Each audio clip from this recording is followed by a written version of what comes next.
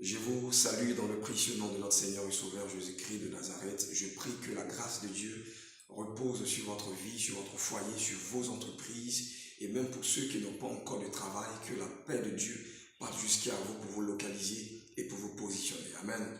Alors ce matin, je viens avec un message. Dans notre cadre que nous avons appelé Café Biblique, c'est justement une plateforme où nous allons avoir des enseignements, où nous allons bien sûr échanger, nous allons essayer d'aller comprendre des Écritures, mais encore mieux, c'est de saisir la pensée même de Dieu et lorsque, bien sûr, il inspirait ses paroles à ses serviteurs. Autant que vous êtes, nous vous disons en tout cas la bienvenue à cette plateforme Café Biblique.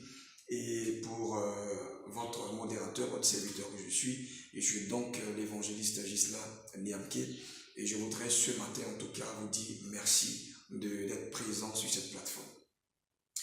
Nous voulons savoir aujourd'hui et nous voulons comprendre un fait, c'est de savoir, sinon la thématique c'est comprendre la mesure de sa foi.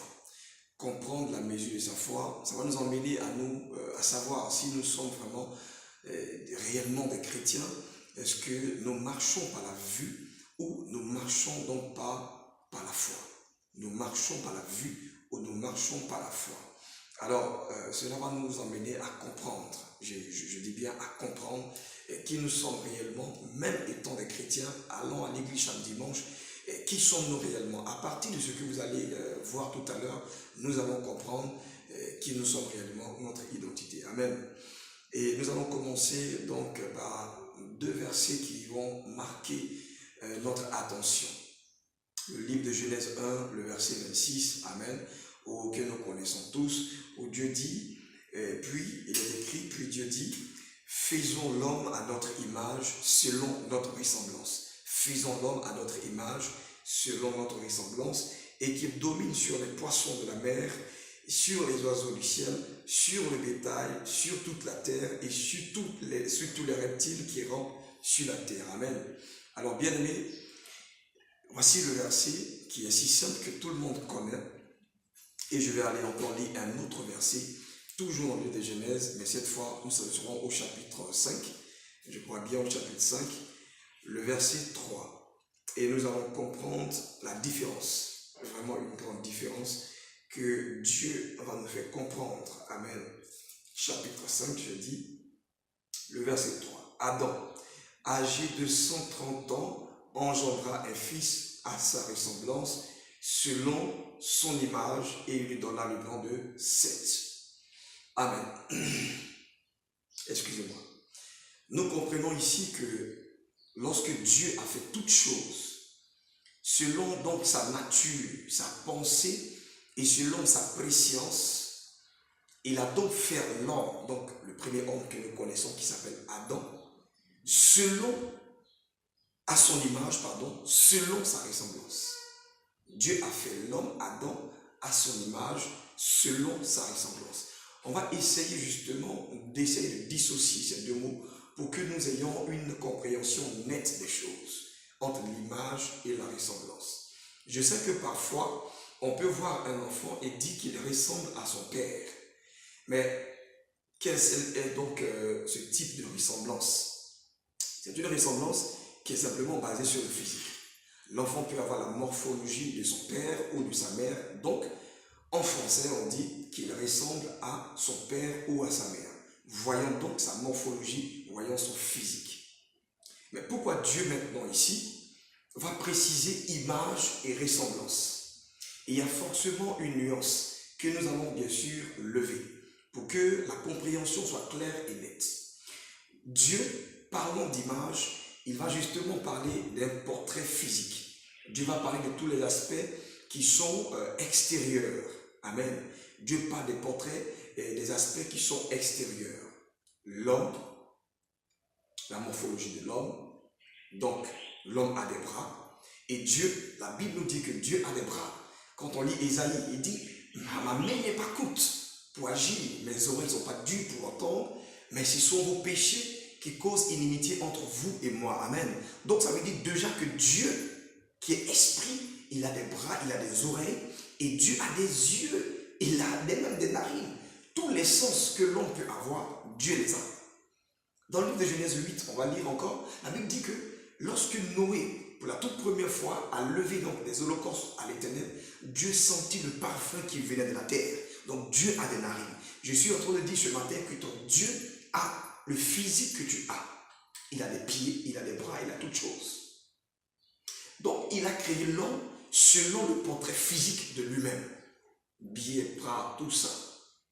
Mais selon sa ressemblance, ça veut dire que Dieu, l'extérieur de l'homme, a son essence même qui est basée sur la ressemblance. Quelle est cette ressemblance? La ressemblance, c'est la vertu. La ressemblance est un élément moral qui est en l'homme. La ressemblance, c'est quelque chose d'intérieur. Et c'est cette chose à l'intérieur de nous, c'est là-bas même que Dieu siège en réalité. Amen.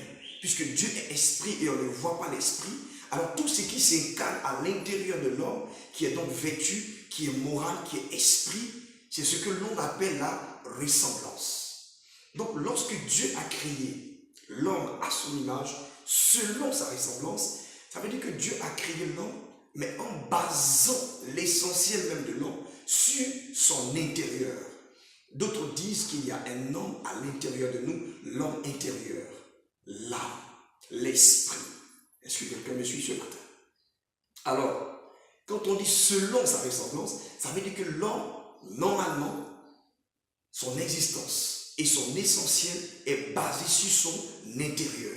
Donc Dieu met l'accent sur l'intérieur de l'homme et non sur l'extérieur. C'est la raison pour laquelle Adam, étant bien sûr un fils de Dieu en ce moment-là, étant dans la présence de Dieu, ayant la chose de Dieu en lui, la nature de Dieu, quand il aperçoit une dame qu'on appelle Ève pour la toute première fois, Adam n'est pas basé sur le physique de Ève. Adam est basé sur l'intérieur de Ève parce qu'il pouvait reconnaître des choses qui n'étaient qu'à l'intérieur d'une personne qui est réellement Dieu et qui est l'essence même de Dieu. C'est pourquoi Adam va sortir cette phrase exclamative. Il dira cette fois-ci, voici l'os de mes os et la chair de ma chair. Donc, autrement dit, il apprécie d'abord ce qui est à l'intérieur de Ève avant d'apprécier ce qui est à l'extérieur. Voici donc normalement un enfant de Dieu. Un véritable fils de Dieu, un chrétien aujourd'hui, ne regarde pas à l'apparence. Il ne regarde pas au physique. Il ne regarde pas au charme. Mais il regarde à la vertu, à la sagesse de Dieu, incarnée en nous, l'homme intérieur.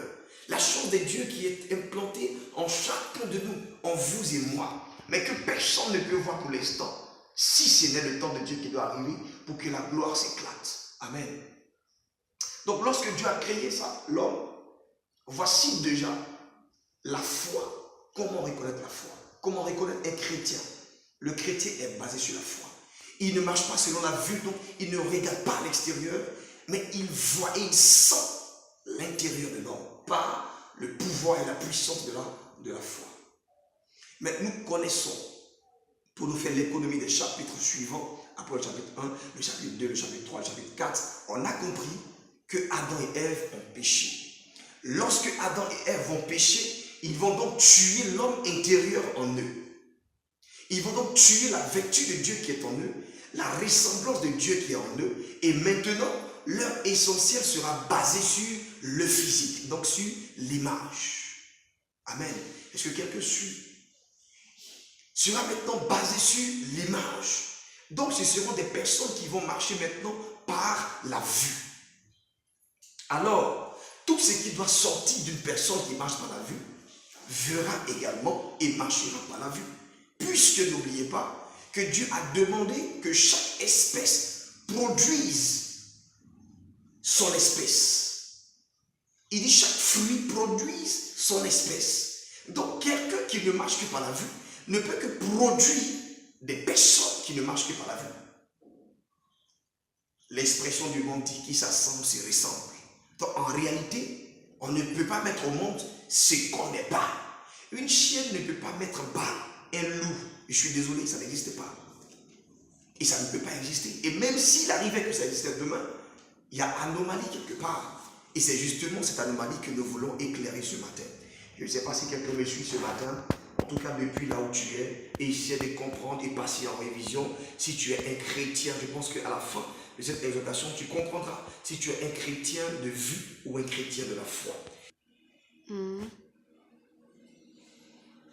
Alors, faisant l'économie de ce chapitre, nous tournons directement dans le deuxième chapitre qui montre une différence notoire de comment, lorsque nous sommes chassés du jardin, donc de la présence de Dieu, qui nous sommes réellement. Lorsque nous ne sommes plus dans la présence de Dieu, nous vivons une vie basée maintenant sur le physique. Nous vivons une vie basée sur la vue. Amen.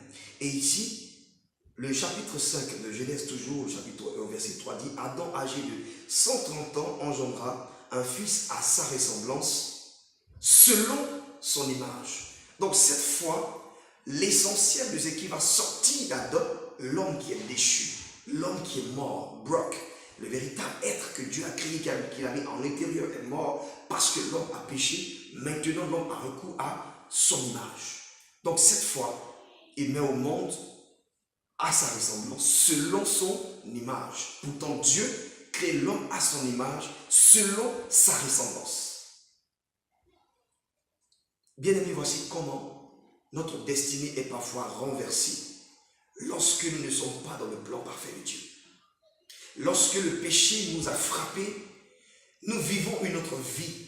Où croyons-nous vivre la vie de Dieu? Pourtant, lorsque nous lisons ce verset, on ne s'aperçoit pas tout de suite qu'il y a une différence. Pourquoi? Parce que simplement, les deux mots sont là, mais la disposition a changé. Lorsque Dieu a créé dans son ordre, il a créé à son image, selon sa ressemblance. Mais l'homme déchu a créé à sa ressemblance, selon son image. Il y a une inversion, il y a un remplacement, il y a un changement de position. Et lorsque nous ne sommes pas dans la présence de Dieu, il y a forcément un changement de position. Vous allez voir donc, à partir de là, et de tous ceux qui vont naître, que des gens vont commencer à vivre par la vue. Ils vont vivre par la vue. Il faut le voir. Je connais un homme du nom de Jacob. Voici un enfant qui a été appelé. Mais regardez dans le choix de la femme de Jacob. Il a regardé au physique. Il voulait forcément une dame qu'on appelle Rachel. Pourtant, selon le plan de Dieu, la destinée et l'enfant de la destinée devaient sortir d'une dame qu'on appelle Léa. Certes pas belle, mais tout ce qu'elle a pu avoir et que Dieu lui avait donné, la Bible dit qu'elle avait des yeux délicats. Quelqu'un dirait qu'elle a des yeux de revolver. Elle a les yeux revolver. Elle a des yeux qui chappent. Mais c'était une femme de vision, justement. C'est la raison pour laquelle sa qualité était basée sur les yeux. Tout ce que Dieu énumère dans la Bible a un sens. C'était une femme de vision. Et elle a sorti un fils qui était l'élu de Dieu, qu'on appelle Judas. Et vous savez que notre Dieu Jésus-Christ est appelé le lion de la tribu de Judas. Et donc de Léa devait sortir l'enfant de la destinée. De Rachel est sorti des enfants. Mais pas des enfants de destinée. Amen. Je vais dire une personne ce matin. Je ne vais pas rentrer dans pas mal de choses. C'est une courte exhortation, café biblique. Ce matin, il faut te remettre en question. Fais ton mea culpa. Une introspection pour savoir si réellement tu marches selon la vue ou selon la foi. Amen. Parce qu'une personne qui marche selon la foi ne cherche pas à marier pour les frères, ne cherche pas à marier forcément un homme qui est richissime. Non. Ce n'est pas la richesse visible de cet homme qui est important. Mais c'est la richesse qui est en lui et qui va se déployer au fil du temps qui est le plus important. Un frère ne cherche pas forcément à marier une femme qui travaille, qui bosse. Aujourd'hui, c'est dommage, mais nous voyons dans le monde du Christ, dans le milieu chrétien, il y a des divorces. Parce que sa femme ne travaille pas. Il divorce pour aller marier une femme qui travaille. Souvent aux États-Unis, en France, dans les pays dits de la diaspora. Pourquoi? Parce qu'elle va me soutenir dans le ministère. Si celui qui t'a appelé n'est pas capable de te financer, ce n'est pas la peine que tu déposes le micro. C'est la raison pour laquelle depuis longtemps, quand les gens disent Ghislain, tu as appelé au service de Dieu, je dis mais prenons notre temps. Quand il y a le temps de Dieu qui démarre, personne ne peut t'arrêter. Personne, je dis bien personne ne peut vous arrêter lorsque le temps de Dieu démarre. Si on est chrétien et qu'on est encore basé sur des choses, ma femme doit d'abord avoir des millions pour que je la marie, il y a un problème. Tu n'es pas un fils de Dieu, tu n'es pas à la ressemblance de Dieu. Or, Jésus-Christ est revenu pour bien sûr nous réconcilier à Dieu. Donc si tu te dis chrétien et que tu marches encore selon l'image et non selon la ressemblance, il y a un problème. Tu n'es donc pas chrétien. Tu n'es donc pas chrétien. Si aujourd'hui, parce que tu n'as pas d'argent dans ta poche et tu crois que tu es le plus malheureux des chrétiens, je te dis que tu n'as pas la foi. Tu ne vis pas selon la foi. Tu ne vis pas selon le cœur de Dieu. Parce que le cœur de Dieu, c'est la foi. Amen. Un homme s'appelait Paul. Lorsqu'il était en déportation pour la prison en Italie, à Rome, il dit certainement, ce voyage sera sans péril. Mais pourtant, la Bible énumère bien que la météo avait dit de bonnes choses. On a demandé au capitaine, il dit tout va bien. Paul dit, il y a sûrement un problème. Amen. Il n'a pas attendu de voir des éléments extérieurs qui prouvent qu'il y aura un problème. Mais il avait un Dieu qui pouvait lui dire qu'il y aurait un problème. Et la suite de l'histoire, nous la connaissons tous. Un enfant de Dieu doit marcher par la foi et non par la vue. Je viens ce matin pour te dire la mesure de ton éternité, pour savoir si tu es chrétien ou non. Quand je dis chrétien, c'est celui qui marche sur la ressemblance de Dieu et non selon l'image. Il marche sur la foi. Amen. Commence à voir en toi si tu es un chrétien. Je comprends que nous sommes en 2018 et le monde court à sa perte, à une vitesse vertigineuse, qu'aujourd'hui nous voulons embrasser, nous voulons avoir de l'argent, nous imposer, voir que oui, ça va, Dieu m'a appelé, j'ai des millions, on fait des voyages, mais c'est pas cela que Dieu nous appelle. Il nous appelle à bien plus que cela. Il nous appelle à la chose que lui, il a légitimée. Il l'a légitimée. Amen. Quelle est la mesure de ta foi? Quelle est la mesure de ta foi? Lorsque tu es malade, qu'est-ce que tu confesses de ta bouche? Parce que toute chose existe par la parole, selon Jean. Au commencement était la parole était avec Dieu, et la parole était Dieu. Amen. Et tout ce qui existe a été créé par la parole. Lorsque tu es malade, qu'est-ce que tu confesses? Lorsque tu vois que ton compte est vide, qu'est-ce que tu confesses? Quelle est la parole qui sort de ta bouche? C'est en fonction de cela que tu crées ton monde. Amen. C'est en fonction de cela que tu crées ton monde. Ne confondons pas les choses. On peut avoir des biens, mais ce n'est pas forcément des biens qui sont donnés par Dieu. Ce que Dieu a donné, il légitime cela. Il y a une différence entre légitimer et légaliser. C'est pourquoi quand vous allez lire le livre de Matthieu, le chapitre 1, vous allez comprendre que Dieu présente ce qu'il a légitimé dans la généalogie.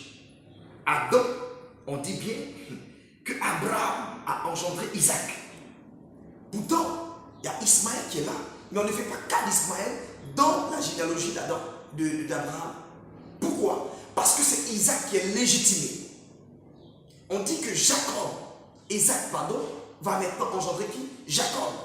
Mais pourquoi est-ce qu'on laisse Ésaü? Parce que c'est Jacob que Dieu a légitimé. Donc il peut y avoir des biens que vous avez, mais ce ne sont pas forcément des biens qui sont forcément de Dieu.